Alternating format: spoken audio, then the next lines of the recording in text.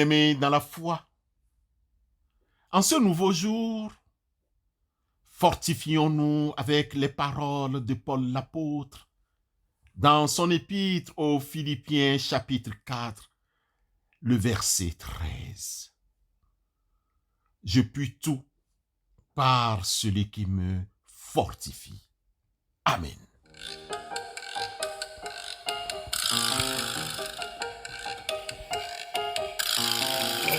Mary had a baby boy. The Virgin Mary had a baby boy. The Virgin Mary had a baby boy. And they say that his name was Jesus. Jesus. The Virgin Mary had a baby boy.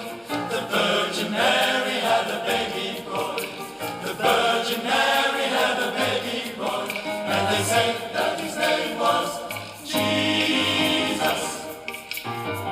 Jesus. And unto us as a child is born. And unto us as a child is born. And unto us as a child is born.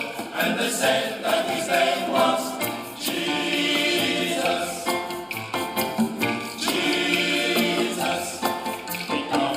He come from the glory. Bien-aimés dans la foi, encore quelques jours, nous allons célébrer la nativité de Jésus. Cependant, ce matin, nous avons à cœur de nous poser une question. Quelle nativité fêtons-nous? Celle de ce monde qui ne croit pas en Dieu révélé? Celle des guirlandes? Des arbres partout dans les maisons et appartements? Ou bien la nativité de Jésus, le Fils de Dieu, qui est venu nous sauver de nos péchés? Sachons-le, c'est en Jésus seul que nous avons l'assurance de notre salut. Ainsi, nous aimerions faire quelques rappels ce matin sur les béabas du salut. Le salut est l'acceptation de la vie éternelle par la puissance de la parole de Dieu révélée en croyant en Jésus, le Fils de Dieu, le Sauveur du monde. En effet, rappelons-nous que Christ est venu sur terre pour délivrer de la mort et donner la vie pour l'éternité à toute personne qui croit en son nom. Ce Dieu a tant aimé le monde qu'il a donné son Fils unique, afin que quiconque croit en lui ne périsse point, mais qu'il ait la vie éternelle, déclare Jean dans son chapitre 3, le verset 16. Ainsi, le salut est offert à tous ceux qui reçoivent le Seigneur Jésus. Bien-aimés, comment obtenir alors ce salut? Dans l'évangile de Jésus, selon Matthieu au chapitre 11, le verset 28, il est écrit: « Venez à moi, vous tous qui êtes fatigués, chargés, et je vous donnerai du repos. » Nous avons le soulagement en Jésus qui nous est né, et nous pouvons nous décharger sur lui. En Jésus, nous avons l'assurance de notre salut. Il est né. Il est l'agneau de Dieu. Il apaise la colère de Dieu. Il détient la clé du salut. Car celui qui croit au Fils a la vie, nous confirme l'évangéliste Jean dans son chapitre 3, le verset 36. Dieu, en inspirant le prophète Ésaïe dans son chapitre 51, le verset 8, nous instruit que la teigne les dévorera comme un vêtement, et la gerce les rongera comme de la laine. Mais ma justice durera éternellement, et mon salut s'étendra d'âge en âge. Bien-aimés dans la foi, quand l'Éternel intervient dans notre vie, nous avons la victoire dans tous les domaines. Une victoire, pas comme une victoire comme nous désirons dans la chair, mais une victoire qui vient de Dieu révélée en Christ Jésus. Celui qui met son espérance dans le Dieu très haut a l'assurance de son salut. Celui-là doit obéir au commandement de Dieu, qui n'est point un homme pour mentir, ni le fils d'un homme pour se repentir. Ce qu'il dit, ne le fera-t-il pas? Ce qu'il a déclaré, ne l'exécutera-t-il pas? Nombre 23, le verset 19. Néanmoins, nous devons éviter, en ces périodes de l'Avent, les obstacles au salut qui sont le péché. Ésaïe 59, verset 2 nous avertit. Mais ce sont nos crimes qui mettent une séparation entre nous et notre Dieu. Ce sont nos péchés qui nous cachent sa face et nous empêchent de l'écouter. Bien-aimés dans la foi, nous devons savoir aussi qu'il y a au point de l'incrédulité. L'évangéliste Marc, dans son chapitre 16, le verset 14, nous cite Jésus qui nous avertit de l'incrédulité. Enfin, il apparut aux 11 pendant qu'ils étaient à table et il leur reprocha leur incrédulité et la dureté de leur cœur parce qu'ils n'avaient pas cru ceux qu'il avait vus ressusciter. Bien-aimés dans la foi, un troisième point très important en cette période de l'Avent que nous devons aussi prendre en considération ou éviter, l'ignorance de la parole de Dieu. L'ignorance de la parole de Dieu. Bien-aimés, selon Osée chapitre 4, le verset 6, nous lisons que « Mon peuple est détruit parce qu'il lui manque la connaissance. » Frères et sœurs en Christ, faisons de notre mieux par le bien du Saint-Esprit pour garder notre salut. Plusieurs moyens s'offrent à nous ce matin, dont la persévérance, car celui qui persévérera jusqu'à la fin sera sauvé, nous rappelle Matthieu 10, le verset 22. Veux-tu être sauvé? Persévère dans ta foi. Il peut arriver l'adversité, il peut arriver la détresse et les difficultés de la vie. Il faut toujours garder la foi, car le juste y vivra par sa foi, promet Habakkuk chapitre 2, le verset 4. Bien-aimés dans la foi, persévérons. Persévérons dans la prière. Persévérons dans notre foi en Christ pour arriver à la terre promise. Maranatha, Maranatha, Amen.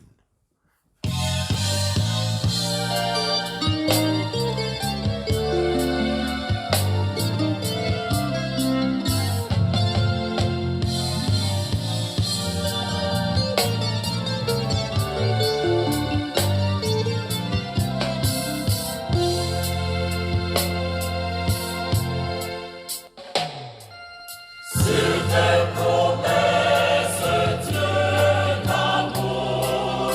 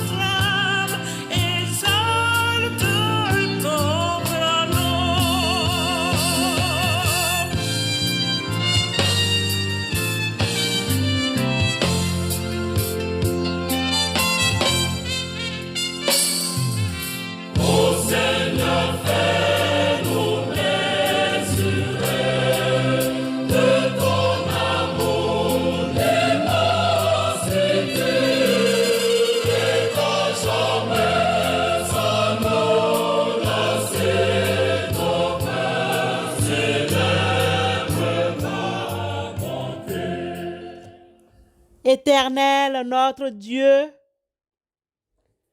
toi qui nous as créés et qui ne nous as jamais abandonnés, toi qui s'es fait homme pour vaincre toute mort, tout mal et tout péché, envoie sur nous et sur nos proches ton Esprit Saint. Permets que nous soyons libérés de nos angoisses qui bloquent la paix de nos cœurs. Donne-nous la force et la possibilité de vivre en confiance en toi, Christ Jésus. Amen.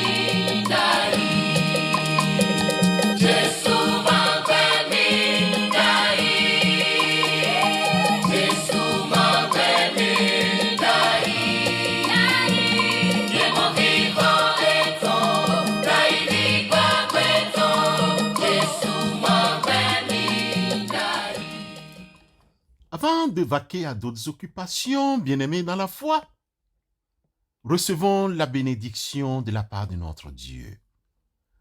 Vous servirez l'Éternel, votre Dieu. Il bénira vos pains et votre eau. J'éloignerai la maladie du milieu de toi. Amen.